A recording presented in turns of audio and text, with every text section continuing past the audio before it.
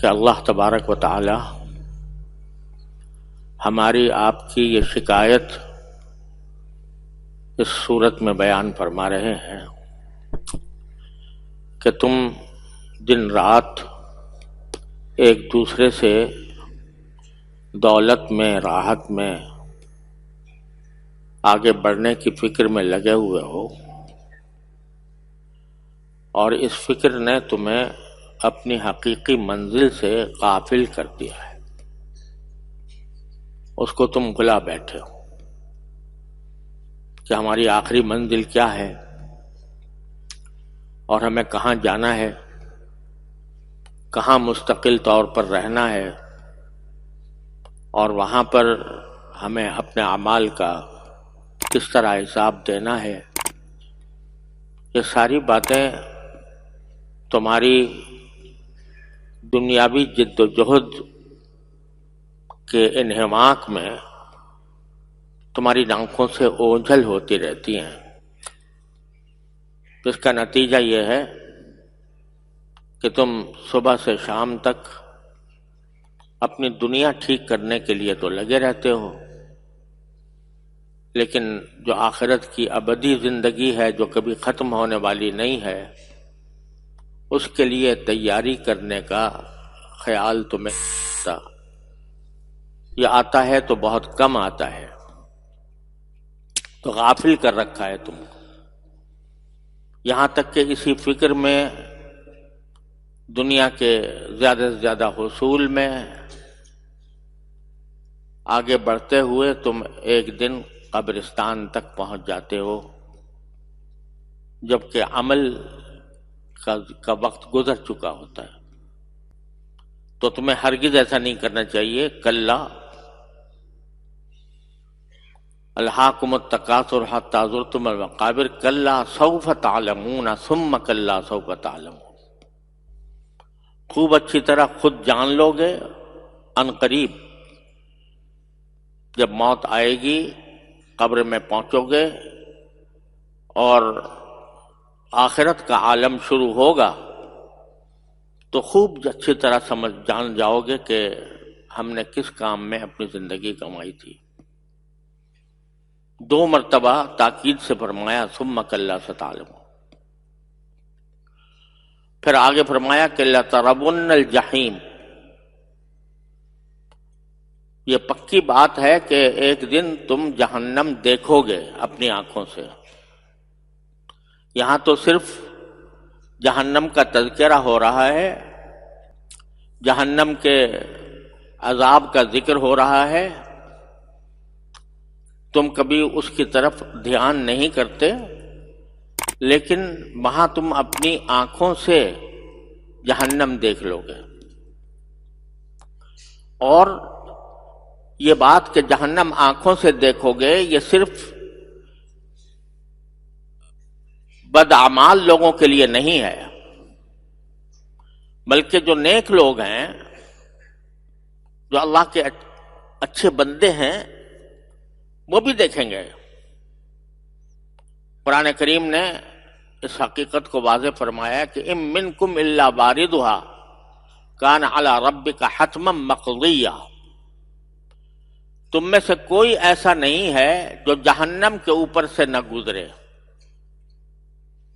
چاہے متقی ہو، چاہے عالم ہو، چاہے اللہ کا ولی ہو، کچھ بھی ہو، جہنم سے گزرنا ضرور ہوگا۔ پل صراط جو ہے وہ جہنم پر بنا ہوا ہے، لہذا جب پل صراط سے گزرے گا انسان، تو چاہے کتنا ہی متقی ہو، کچھ بھی ہو، وہ جہنم کو اپنی آنکھوں سے دیکھے گا۔ لترون الجحیم۔ پھر آخر میں فرمایا وَلَتُسْأَلُنَّ يَوْمَئِذٍ عَنِ النَّعِيمِ۔ اور اس دن جب اللہ جل جلالہ کے حضور تم حاضر ہوگے، تو تم سے نعمتوں کے بارے میں سوال کیا جائے گا۔ یعنی دنیا میں ہم نے جو تمہیں نعمتیں دی تھیں، وہ آنکھ کی نعمت ہو، وہ کان کی نعمت ہو، وہ زبان کی نعمت ہو، وہ صحت کی نعمت ہو، وہ رزق کی نعمت ہو، وہ کمائی کی نعمت ہو، جتنی نعمتیں تمہیں دنیا میں ہم نے دی تھیں ان سب کے بارے میں تم سے سوال ہوگا کہ ان نعمتوں کا تم نے کیا حق ادا کیا۔ حدیث میں ایک واقعہ آتا ہے کہ ایک مرتبہ رسول کریم سرور دو عالم صلی اللہ علیہ وسلم گھر میں کچھ کھانے کو نہیں تھا اور آپ بھوک کی حالت میں تھے اور گھر میں کچھ تھا نہیں کھانے کے لیے،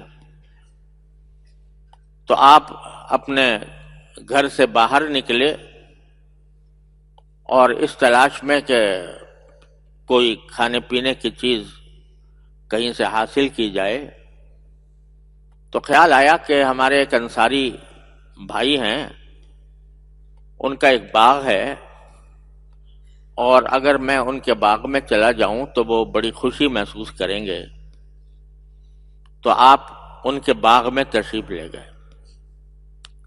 گرمی کا زمانہ تھا اور کھجوروں کا ان کا باغ تھا، تو رسول کریم صلی اللہ علیہ وسلم ان کے باغ میں تشریف لے گئے۔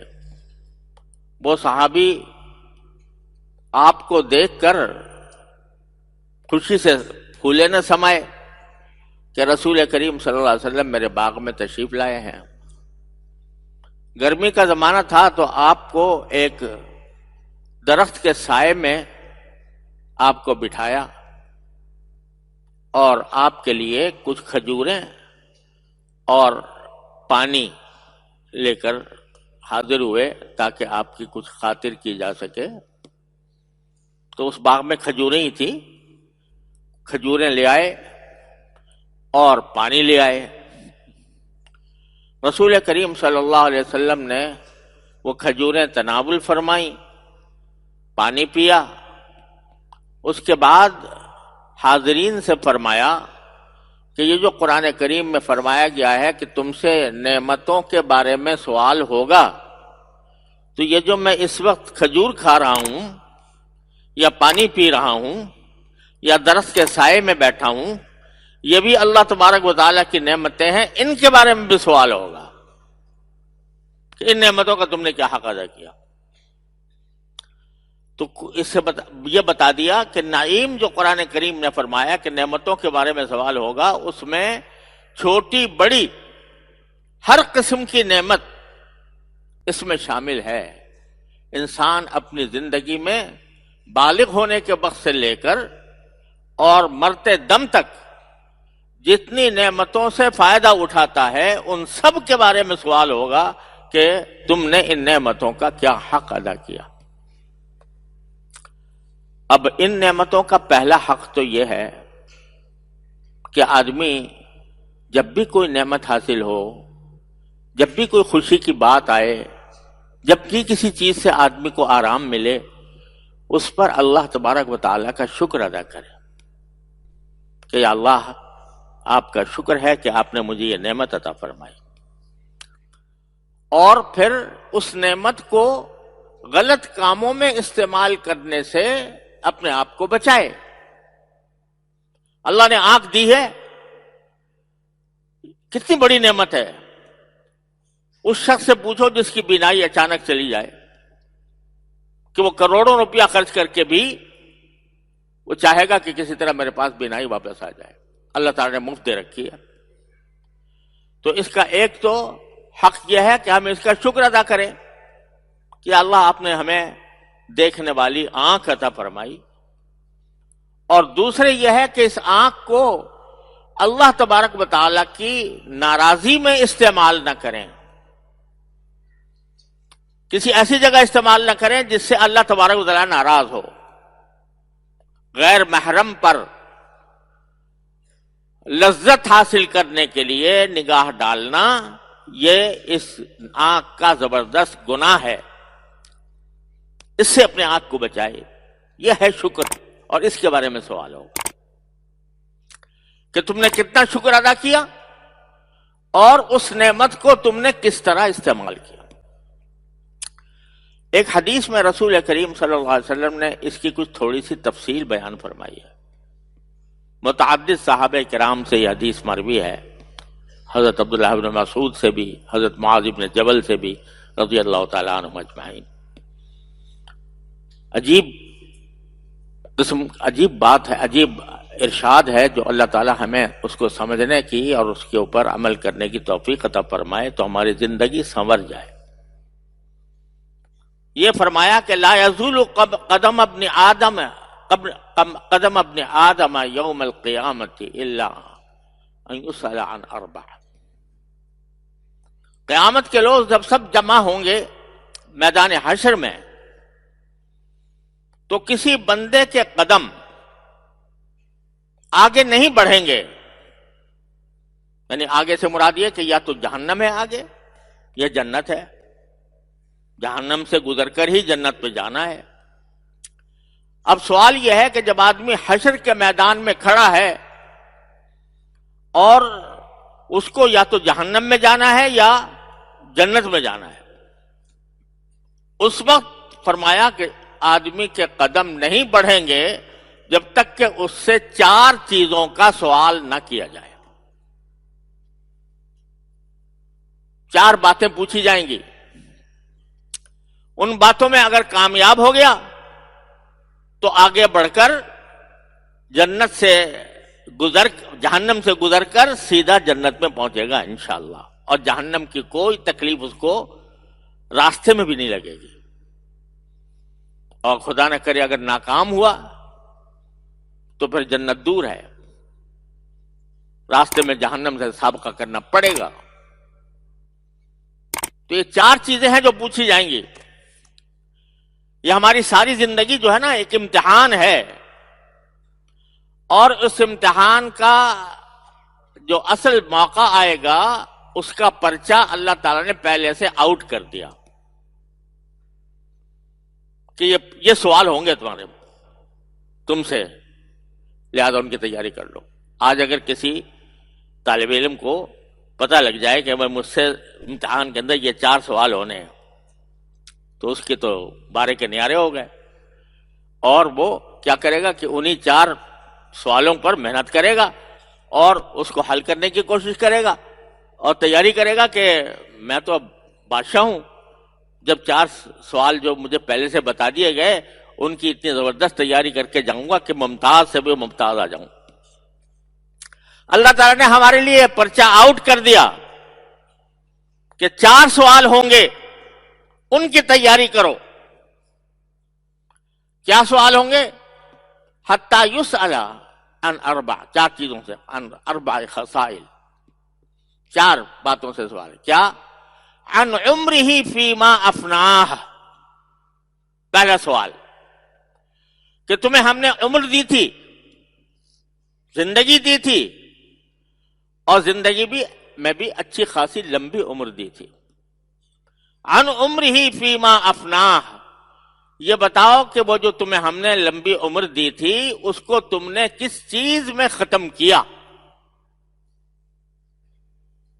یعنی پوری زندگی کا حساب کہ جو ساری زندگی تمہیں ہم نے عطا فرمائی تھی، عمر دی تھی، کتنی بھی دی ہو، 50 سال دی ہو، 40 دی ہو، 30 دی ہو، 60 دی ہو، 70 دی ہو، 80 دی ہو، جتنی بھی عمر ہم نے دی تھی وہ تم نے کس کام میں خرچ کی، یہ سوال ہے. یعنی وہاں حساب دینا پڑے گا کہ جی میں نے آیا یہ عمر جو ہے وہ آپ کے مرضی کے مطابق خرچ کی تھی، حلال کاموں میں خرچ کی تھی، یا آپ کی مرضی کے خلاف گناہوں میں گزاری تھی. اور اس عمر کے اندر پورے انسان کے جتنے قوا ہیں نا وہ سارے کے سارے داخل ہیں. آنکھ دی تھی، اس کا صحیح استعمال کیا تھا یہ نہیں. کان دیے تھے، ان کا صحیح استعمال کیا تھا یہ نہیں. زبان دی تھی، اس کا صحیح استعمال کیا تھا یہ نہیں. عن عمرہ فیما افناہ. تو پہلا سوال یہ ہے، اور مقصد اس کا یہ ہے اس سوال کو پہلے سے بتا دینے کا مقصد یہ ہے کہ اس سوال کا جواب ابھی سے تیار کرو. یعنی یہ عمر جو ہے نا، یہ اللہ تبارک و تعالیٰ کی دی ہوئی اتنی بڑی نعمت ہے کہ اگر انسان چاہے تو اس عمر کے لمحات کو اپنے لیے آخرت کا ذخیرہ بنا لے. ایک ایک عمل، ایک ایک لمحہ جو انسان کی زندگی کا گزر رہا ہے، اس لمحے میں ہر لمحے کو وہ جنت کا دروازہ بنا سکتا ہے. ایک مرتبہ تم نے اپنے عمر کے اندر عمر گزارتے ہوئے وقت خالی گزر رہا ہے، تم نے سبحان اللہ کہہ دیا، سبحان اللہ وبحمدہ، سبحان اللہ العظیم کہہ دیا، سبحان اللہ والحمدللہ ولا الہ الا اللہ واللہ اکبر کہہ دیا. صرف ایک لمحے کے اندر تم نے اپنے لیے ثواب اور اجر کے ڈھیر جمع کر لیا. نماز پڑھ لی، کسی دکھی انسان کے دکھ کو دور کر دیا، کسی مریض کی عیادت کر لی، کسی آدمی کو جو اس کا کوئی عزیز جس کا انتقال ہو گیا ہو اس کو تسلی دے دی. یہ سارے اعمال ایسے ہیں کہ جو تمہارے لیے جنت کا پروانہ بن سکتے ہیں. اور اگر انہی اوقات کو تم نے ضائع کر دیا الیاذ باللہ گناہوں کے کاموں میں، بد نظری میں، لوگوں کے ساتھ لڑائی جھگڑے میں، لوگوں کی غیبتیں کرنے میں، لوگوں کے اوپر تہمتیں لگانے میں، اس میں صرف کر دیا تو یہ عمر بیکار گئی. صرف بیکار ہی نہیں گئی، یہ تمہارے لیے جہنم کا پروانہ لے کے آئی. فعن عمرہ فیما افناہ، اس کا کیا مطلب ہوا کہ ہر وقت ہر انسان کو یہ چاہیے کہ جو لمحات زندگی میرے گزر رہے ہیں وہ اللہ تبارک و تعالیٰ کی مرضی کے خلاف نہ ہو. یہ تیاری ہے عن عمرہ فیما افناہ. پھر اس میں خاص طور پر آگے دوسرا سوال یہ ہے کہ عن شبابہ فیما ابلاہ، تمہیں ہم نے جوانی دی تھی، اس جوانی کو تم نے کس طرح پرانا کیا، یعنی اس جوانی کو کس طرح بڑھاپے تک پہنچا دیا. یعنی جوانی کا زمانہ تم نے کس طرح گزارا. جب بڑے ہو جاتا ہے نا آدمی، عمر بڑی ہو جاتی ہے، خیال ہوتا ہے کہ اب میری موت کا وقت قریب آنے والا ہے، تو اس وقت تو بڑے سے بڑا گناہ گار بھی وہ اللہ تعالیٰ کی طرف کچھ رجوع کرنے لگتا ہے، کچھ اس کو خیال آ جاتا ہے کہ میں دنیا سے جا رہا ہوں، اب مجھے آخرت کی فکر کرنی چاہیے، اللہ کے ذکر میں، اللہ کی طاعت میں کچھ وقت گزارنا چاہیے، خیال آ ہی جاتا ہے. لیکن اصل بات یہ ہے کہ جوانی میں جبکہ سارے قوا مضبوط ہیں، بڑے سے بڑی مہم سیر کرنے کا جذبہ موجود ہے، اس وقت میں اس جوانی کو تم نے کہاں خرچ کیا. جوانی میں اگر انسان اللہ تبارک و تعالیٰ کے احکام کا پابند بنے اور اپنی جوانی کو اللہ تعالیٰ کی عبادت میں، اس کے دیے ہوئے فرائض میں، اس کے دی ہوئی حسنات میں انسان خرچ کرتا ہے، تو پھر وہ کیسا بن جاتا ہے کہ فرمایا پانچ آدمی حشر کے میدان میں جہاں گرمی کی وجہ سے لوگوں کے پسینے بہ رہے ہوں گے، اس وقت میں یہ پانچ آدمی اللہ کے عرش کے سائے میں ہوں گے. وہ کون ہیں؟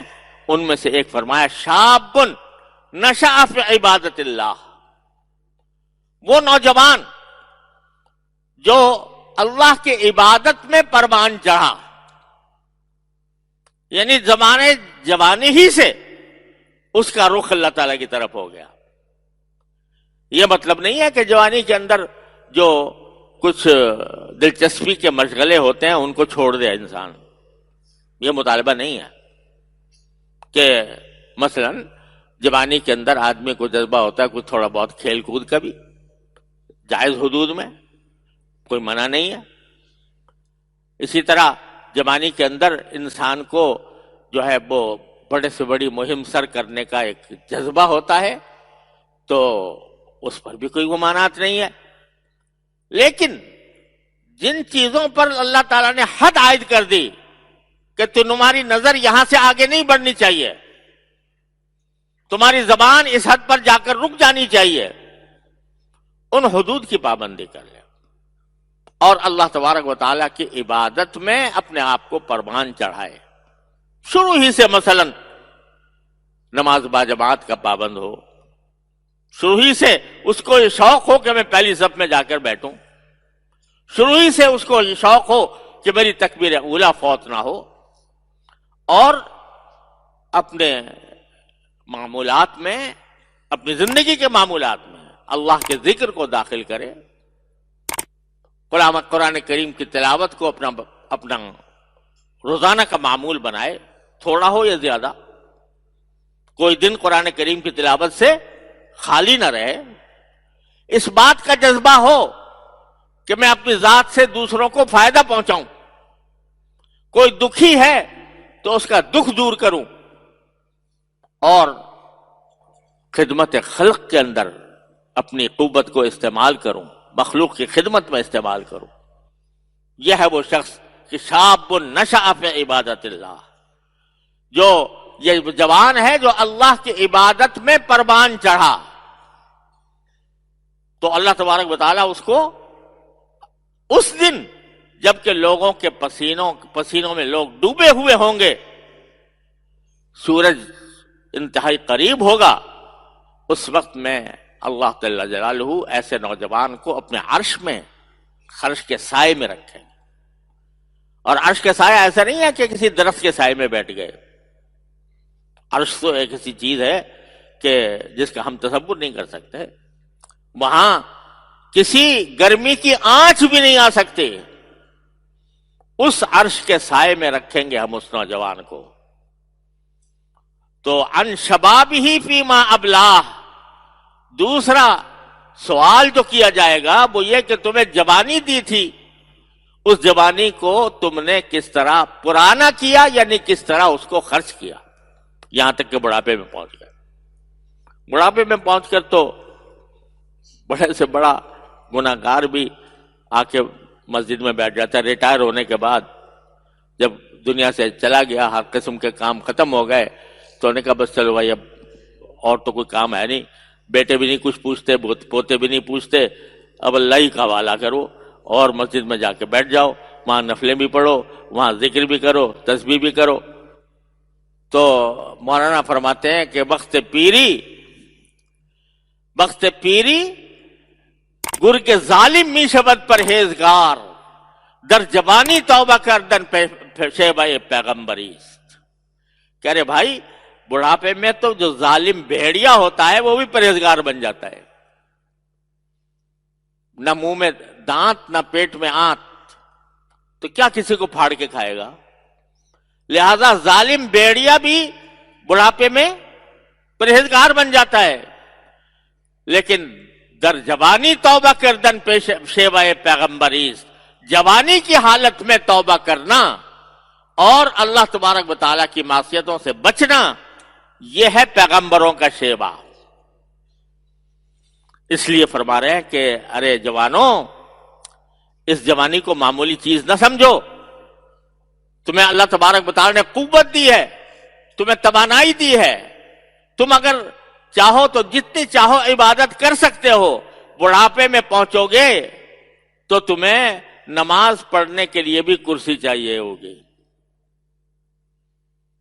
اور اگر تم حج کو، یا لوگ انتظار کرتے رہتے ہیں جی حج جو ہے وہ ہم جا کے بڑھاپے میں کریں گے. ارے بھائی یہ عبادت جو ہے حج کی عبادت، یہ قوت چاہتی ہے، طاقت چاہتی ہے. تو اگر جوانی میں کر لو گے بڑے جذبے اور امنگ سے کر لو گے اور اطمینان سے کر لو گے. بڑھاپے میں کوئی دوسرا تمہیں ویل چیئر پہ لے جا رہا ہوگا اور تمہارا دل چاہ رہا ہے کہ میں طواف کروں، پاؤں جواب دے جائیں گے.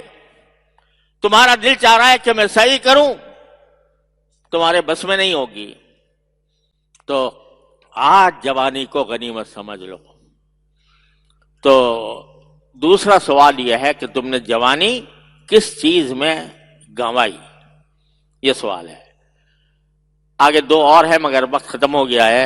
انشاءاللہ اللہ تعالیٰ نے زندگی عطا فرمائی اور اللہ تعالیٰ ہمارے بھائی صاحب حضرت صدر دارالعلوم کراچی حضرت مولانا مفتی محمد رفیع عثمانی صاحب دامت برکاتہم جو علیل ہے، الحمدللہ کل سے کچھ طبیعت میں کسی قدر بہتری آنی شروع ہوئی. آپ حضرات کی دعاؤں سے مزید دعاؤں کی درخواست ہے. اللہ تبارک و تعالیٰ ان کو مزید صحت و قوت کاملہ عطا فرمائے اور وہ دوبارہ یہاں پر تشریف فرما ہوں اور آپ سے مخاطب ہوں. بآخر دعوانا الحمد. اهدنا الصراط المستقیم، ہم کو سیدھے رستے چلا